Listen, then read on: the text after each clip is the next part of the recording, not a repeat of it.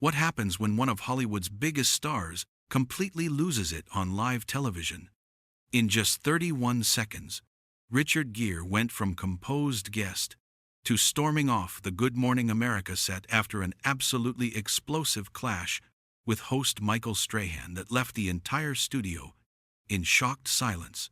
Before we get into this insane confrontation, make sure you hit that subscribe button right now.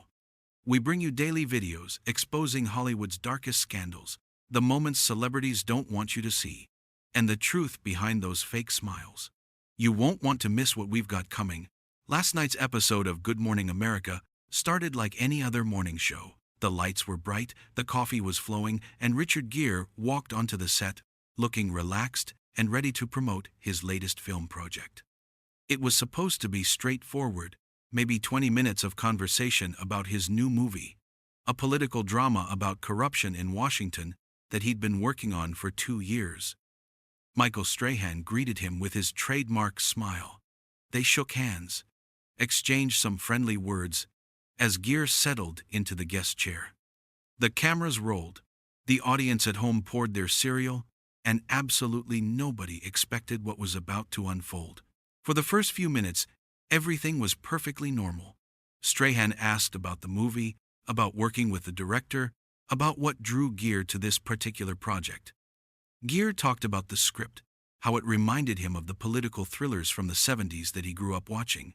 Films like All the President's Men and 3 Days of the Condor. He explained how it felt important to tell stories about power and accountability, especially in times when those things seemed to be slipping away from regular people. He was charming, funny, telling anecdotes about filming in Washington, D.C. and trying to get authentic locations, about how hard it was to get permission to film near actual government buildings, about the paranoia of security guards who thought they were actually trying to uncover real secrets. The other hosts chimed in occasionally with light questions. One asked about his co-stars, another wanted to know if he did his own stunts. Gere laughed at that one, joking about how at his age the biggest stunt was getting out of bed in the morning without hurting something. The audience in the studio laughed. Everything was flowing smoothly, the kind of easy promotional interview that everyone involved could be happy with. The producers were probably relaxing, thinking they had another successful segment in the can. Gere's publicist was smiling, checking her phone, probably already thinking about their next stop. It was all very pleasant, very safe, exactly what you'd expect from morning television. The kind of interview where the biggest controversy might be whether the movie would be good or not, whether people should go see it this weekend or wait for streaming. Nobody in that studio, not the hosts, not the crew, not the audience watching at home, had any idea that they were about to witness something completely different, something that would blow up the internet and dominate social media for days. But then something shifted.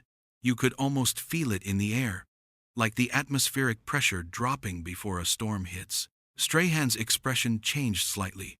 His smile became a little tighter, and he leaned forward in his chair with a look that veteran talk show watchers would recognize immediately. He was about to go somewhere unexpected, somewhere that probably wasn't in the pre-interview notes that the producers had agreed on. "Richard, before we wrap up," Strahan began, his voice still friendly but with an undercurrent of something else. "I want to ask you about something that's been making headlines lately. You've been pretty vocal about American foreign policy, specifically about military intervention overseas. Can we talk about that for a minute?" Gere's smile faltered just slightly. His publicist, standing off camera, visibly tensed up. This wasn't part of the plan. They were here to talk about a movie, not to get into political debates on morning television. But Gere's a professional. He's been doing this for decades. So he nodded carefully and said, "Sure, Michael. What would you like to know?" "Well," Strahan continued, and now you could hear the edge in his voice more clearly, "you've made some pretty strong statements.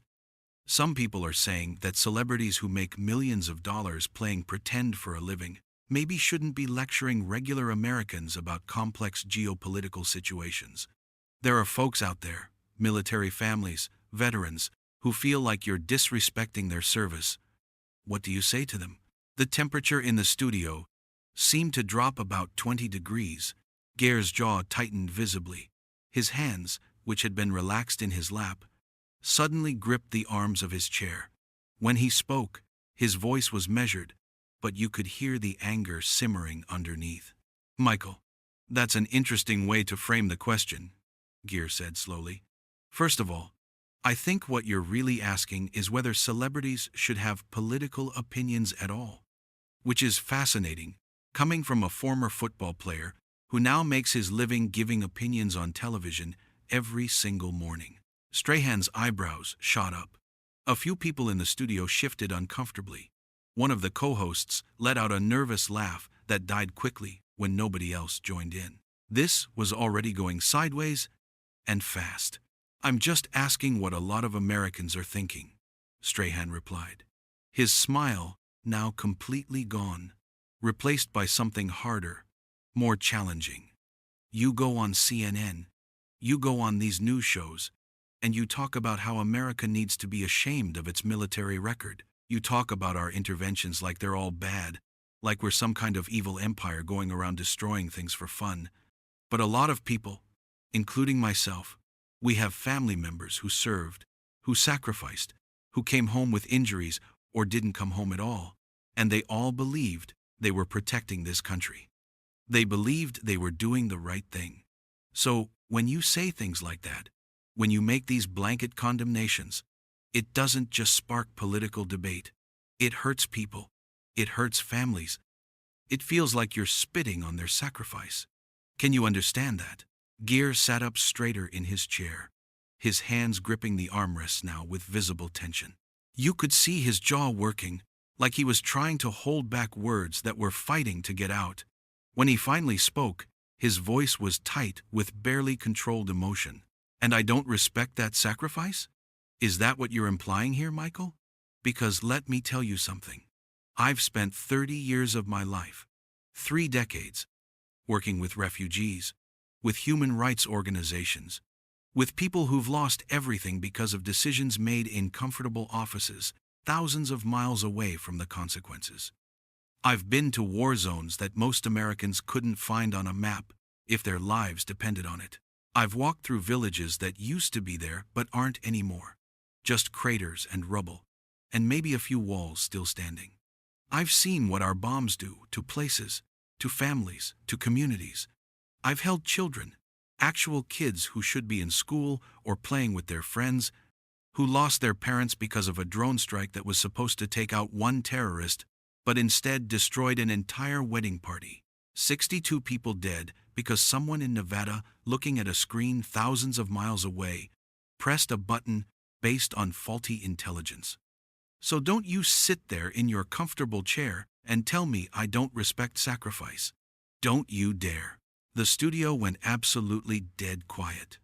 The kind of silence where you could hear the air conditioning humming, where every small sound seemed magnified.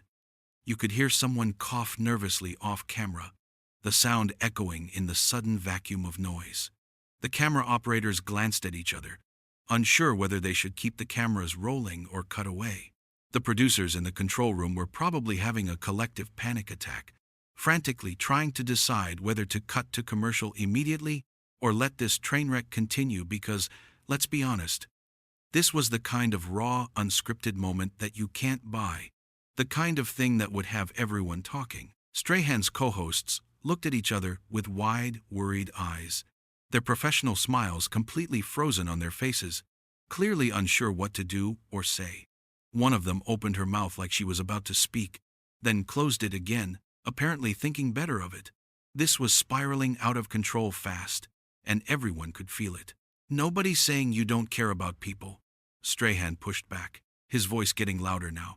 But there's a difference between caring and undermining. When you go on international television and criticize America's military, you're giving ammunition to people who want to hurt us. You're making it harder for our troops who are trying to keep us safe. That's what people have a problem with. Ammunition? Gere's voice rose sharply. You think questioning our government's decisions gives ammunition to our enemies? You know what gives them ammunition? Dropping actual bombs on their families, occupying their countries for 20 years. installing dictators, and then acting surprised when people get radicalized. But I guess it's easier to attack someone who points out these problems than to actually face them. Strahan leaned back slightly, shaking his head. See, this is exactly what I'm talking about. You can't have a normal conversation about this. Everything has to be about how terrible America is, how we're always the bad guys. What about all the good we do? What about the humanitarian aid, the peacekeeping missions, the fact that we're the reason half the world isn't living under dictatorships? I never said America doesn't do good things, Gere shot back, his face flushing now with genuine anger. But we can acknowledge the good without pretending the bad doesn't exist. That's called being honest. That's called taking responsibility. But you don't want that conversation, do you? You just want everyone to wave flags and chant USA, and never ask difficult questions. One of the co-hosts tried to interject, saying something about taking a quick break, but Strahan held up his hand to stop her. He wasn't finished, and neither was Gere. This had become personal now. You could see it in both of their faces. Whatever professional courtesy had existed when the interview started was completely gone. You want to talk about difficult questions? Strahan said, his voice tight with frustration. Here's a difficult question. If America's so terrible, if we're such awful people, why do you still live here? Why do you take our money, enjoy our freedoms, benefit from our system, and then spend all your time trashing us to the rest of the world? Seems pretty hypocritical to me. Gere's eyes went wide. Are you seriously giving me the if you don't like it, leave argument? That's your response? That's the level of discourse we're at here? I'm asking a legitimate question, Strahan insisted. If you think America's military is so shameful, if you think we're out there committing atrocities, then why are you here? Why aren't you living in one of these countries you think we're oppressing? Because I'm trying to make this country better, Gere practically shouted, his composure completely cracking now. Because I actually give a damn about what we stand for, or what we're supposed to stand for anyway. Democracy, freedom, justice. Those aren't just words on a bumper sticker, Michael. They're supposed to mean something. And when we bomb hospitals, when we torture prisoners, when we overthrow democratically elected governments because they won't do what we want, we betray those values. And someone needs to say that out loud, even if it makes people uncomfortable. Strahan shook his head firmly. You're not making people uncomfortable. You're pissing them off. There's a difference. And maybe, just maybe, the problem isn't that Americans can't handle criticism.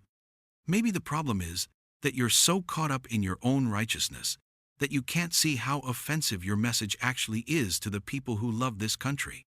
Love this country, Gere repeated, his voice dripping with sarcasm now.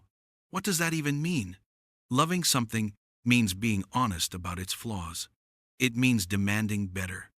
It means not just accepting whatever our government does because we're too patriotic to question it. But that's not what you want, is it? You want everyone to shut up and salute, and never think too hard about where our tax dollars are going, or whose kids are dying for oil and defense contracts. The other hosts looked absolutely horrified now. This had gone way beyond a standard disagreement. This was personal, angry. The kind of argument you'd see between family members at Thanksgiving dinner, not on national television.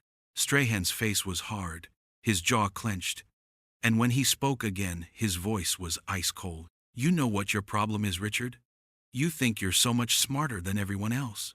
You think because you've traveled the world and met some refugees that you understand geopolitics better than the generals, the diplomats, the people who actually have to make these impossible decisions.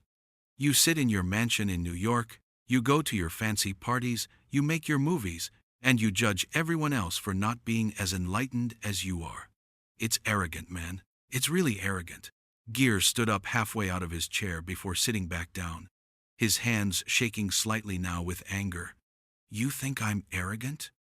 You're the one who brought me on this show under false pretenses, so you could ambush me with right-wing talking points. This was supposed to be about a movie, Michael. A movie about corruption and accountability. But you couldn't help yourself, could you? You had to turn it into a political hit job, because that's what gets clicks. That's what gets shares. That's what your bosses want. So don't lecture me about arrogance when you're sitting there doing exactly what corporate media always does, shutting down anyone who challenges the status quo. Nobody ambushed you, Strahan fired back, his voice rising now to match Gere's volume. You said those things on CNN. You went on multiple news programs and made those statements. I'm asking you about your own words. If you can't defend what you said without getting defensive and attacking me personally, then maybe you should think harder before you speak publicly about this stuff. Defend what I said? Gere's voice cracked with frustration. I've been defending what I said, but you're not listening. You're not engaging with my actual arguments. You're just throwing out these lazy accusations about not supporting the troops or being anti-American, like that's supposed to shut me up. Well, it won't work. I've been doing this too long to fall for that bullshit. The profanity hung in the air like a thunderclap. You could hear someone gasp off camera. Morning television doesn't usually feature guests cursing, especially not at 7:30 in the morning when parents are getting their kids ready for school. Strahan's expression hardened immediately, his eyes narrowing. Watch your language, Strahan said sharply. We've got families watching at home. Then maybe don't ambush your guests with loaded questions designed to make them look unpatriotic. Gere snapped back, not backing down even slightly. You brought up my political views, which have absolutely nothing to do with the movie I came here to promote. You framed them in the most insulting, dismissive way possible. You questioned my motives, my intelligence, my right to even have an opinion, and now you're clutching your pearls because I said a bad word? Give me a break, Michael. One of the co-hosts made another attempt to intervene, suggesting they take a quick commercial break and come back with a fresh start, but Strahan waved her off again, more forcefully this time. He was locked in now, and so was Gere. There was no stopping this momentum, no way to de-escalate. It was like watching a car crash in slow motion. I didn't ambush anyone, Strahan said through gritted teeth. I asked you a question that millions of Americans want answered. You're a public figure who makes political statements on national television. That means you open yourself up to questions. That's how this works. You don't get to go on CNN and trash America's military record and then act shocked when someone asks you to explain yourself. I never trashed our military, Gere insisted, his voice strained with exasperation. I criticized our foreign policy. I questioned our leadership's decisions. That's not the same thing as attacking soldiers. But you're deliberately conflating the two because it makes for better television, doesn't it? It's easier to paint me as some Hollywood elite who hates the troops than to actually engage with the substance of what I'm saying. Strahan laughed, but there was no humor in it. The substance of what you're saying? You mean your opinion that America should be ashamed of itself? Your belief that we're basically a global bully? That's the substance? Because from where I'm sitting, it sounds like someone who's lost perspective, who's so wrapped up in liberal guilt that he can't see the bigger picture. Liberal guilt, Gere repeated slowly, shaking his head. That's your analysis? I spend decades working for human rights, trying to bring attention to suffering that most people ignore, and you dismiss it as liberal guilt?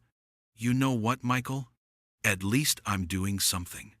At least I'm using whatever platform I have to try to make a difference. What are you doing, besides giving opinions that make your audience feel comfortable? The insult landed hard. You could see Strahan's jaw clench, his hands gripping the armrests of his chair. The other hosts looked like they wanted to be anywhere else. The camera operators kept filming, capturing every second of this disaster, because what else could they do?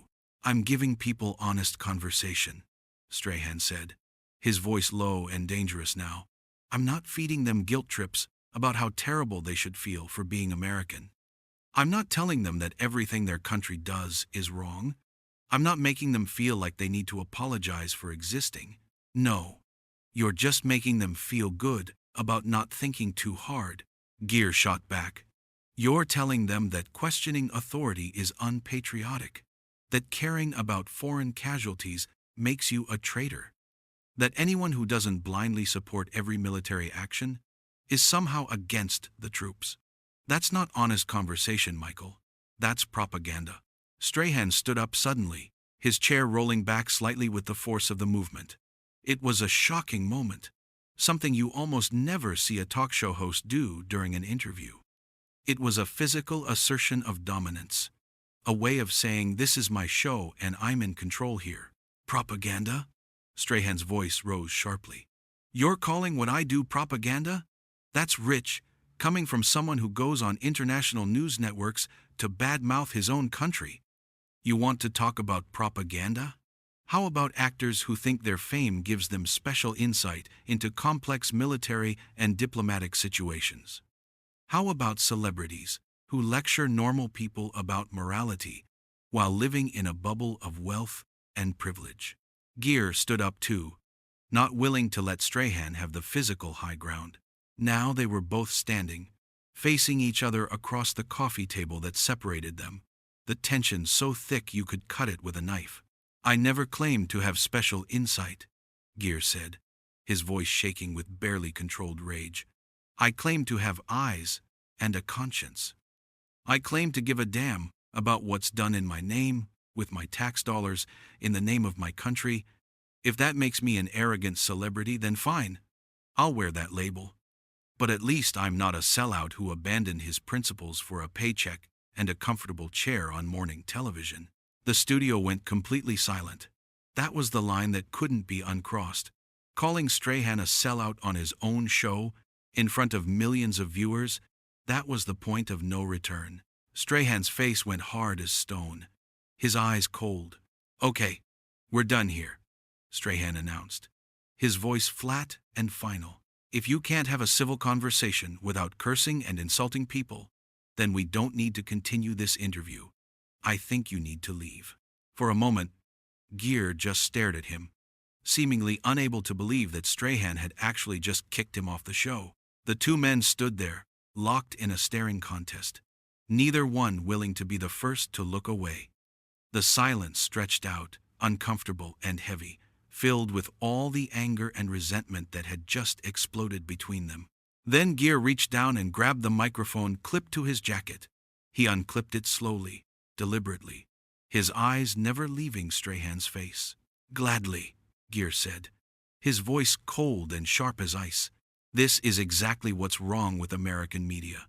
You don't want real conversations. You don't want to engage with difficult ideas or uncomfortable truths. You just want conformity, patriotic cheerleading, everyone smiling and nodding and never challenging anything. Well, guess what, Michael? I'm not your performing monkey. I'm not here to make you or your audience feel good about themselves. Nobody asked you to be a performing monkey, Strahan shot back. We asked you to be a respectful guest who could have an adult conversation without throwing tantrums and cursing on morning television. Clearly, that's too much to ask from someone as enlightened as you. Gere dropped the microphone onto his chair where it landed with a dull thud. He turned toward the edge of the set, toward the exit, but before he could take more than a step, he turned back one more time. There was something he needed to say. One final thing before he walked away from this disaster. You know what's really sad, Michael? Gere's voice was quieter now, but somehow more cutting. You used to be someone I respected. A guy who came from nothing, who worked his butt off, who made something of himself through pure determination and talent. I admired that. But now? You're just another corporate mouthpiece. Another talking head who's too scared to let anyone challenge the status quo because it might hurt your ratings or upset your sponsors. You sold out everything you were for a safe, comfortable position where you never have to risk anything or stand for anything real. That's what's really sad here. Strahan's face was like granite. Get off my set. With pleasure, Gere replied. And with that he turned and walked straight through the studio, his footsteps echoing in the sudden silence that had fallen over everyone and everything. He walked past the cameras, past the frozen crew members, past the stunned production assistants, heading straight for the exit. Nobody moved. Nobody spoke. Everyone just watched as one of Hollywood's most famous actors stormed off the Good Morning America set after being kicked out by Michael Strahan in the most explosive confrontation morning television had seen in years. The camera held on Strahan for a long moment as he stood there, trying to compose himself, trying to figure out what to say to the millions of people watching this unfold live. His co-hosts slowly moved closer, trying to provide some kind of support or transition to something, anything else. But there was no recovering from this. There was no clever comment or smooth transition that could make this okay. And then Richard Gere reached the studio door and pushed through it, the door swinging shut behind him with a loud bang that seemed to punctuate everything that had just happened. The sound echoed through the studio, final and definitive, the audio equivalent of an exclamation point on the most shocking morning television moment in recent memory.